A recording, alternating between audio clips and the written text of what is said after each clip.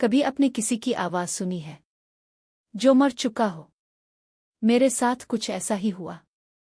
इसने मुझे ख्वाब में कॉल की और अगली सुबह मैं इसकी कब्र के सामने खड़ा था। रात के 3:30 बजे मेरा फोन बजा। मैंने नींद में आंख खोली और स्क्रीन देखी, रेहान कॉलिंग। दिल की धड़कन एक पिल को रुक गई। रेहान, जो 3 साल पहले एक कार एक्सीडेंट में मर चुका था। मैंने कॉल अलिफाटे आई और दूसरी तरफ उसकी आवाज थी, मुझे माफ कर दो अली, मुझे जाना नहीं था मगर जाना पड़ा। मैं चीखा, रेहान, ये मजाक किसने किया? मगर आवाज नरम थी, सच्ची थी, रेहान की थी। सुबह जब आंख खिली हाथ में फोन था, लेकिन कोई कॉल लाग नहीं थी, न कोई नंबर, न कोई सबूत, सिर्फ आवाज जो अब भी ज़हन में गूंज रही थी। अगले दिन मैं इसकी पुरानी चीजें देखने गया। हम बचपन के दोस्त थे। हर याददाश्त मेरे दिमाग में ताज़ा थी। मैं इसके पुराने घर गया। रेहान की माँ अब भी वहीं रहती थी, वक्त जैसे रुक चुका हो। उन्होंने मुझे देखा और बस एक जुमला कहा, क्या वो तुम्हें भी मिला ख्वाब में? मैं खामोश हो गया। क्या ये सब कुछ मेरे साथ ही नहीं हो रहा था? रेहान का कमरा वैसा का वैसा था। मैंने इसकी अलमारी खोली।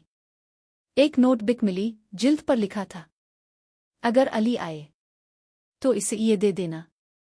हाथ कांपने लगे। सफ़ा खोला। पहला जुमला, अगर तुम ये पढ़ रहे हो तो शायद मैं मर चुका हूं, मगर मेरी मौत में कुछ अधूरा है अली, कुछ बहुत अहम।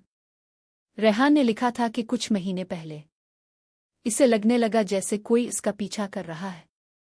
कॉल्स, ख्वाब और एक जगह, एक वीरान कब्रिस्तान जहां वो बार बार खुद को खड़ा पाता था। वो जगह नक्शे पर भी नहीं थी, मगर नोटबुक में एक तस्वीर थी, एक कब्र की जिस पर नाम था रेहान अली। मैंने वो तस्वीर लेकर शहर से बाहर सफ़र किया। एक पुरानी सड़क जंगलों से घिरी हुई, और फिर एक छोटा सा कब्रिस्तान जिसे शायद कोई जानता ही नहीं। मैं अंदर गया। दिल की धड़कन तेज हो रही थी। एक एक कब्र को देखता गया। फिर एक कोने में वही कब्र, रेहान अली, तारीख़ वफ़ात, वही दिन जब इसकी कार एक्सीडेंट हुआ था।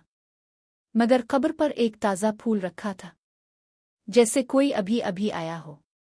मैं घुटनों के बिल इस कब्र के सामने बैठ गया।